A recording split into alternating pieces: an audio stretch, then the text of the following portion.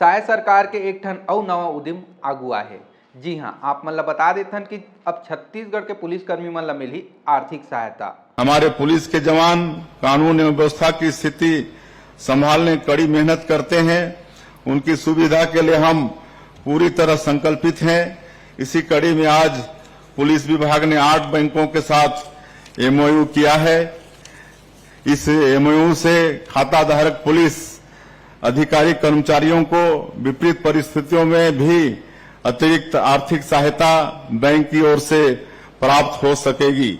इस एमओयू के माध्यम से बच्चों की उच्च शिक्षा, शादी या दुर्घटना, विकलांगता जैसी स्थिति में अनुबंध के अंतर्गत बैंकों द्वारा आर्थिक सहायता दी जाएगी। एक बार 8 बैंक संग पुलिस सैलरी पैकेज के तहत एमओयू भी होए है।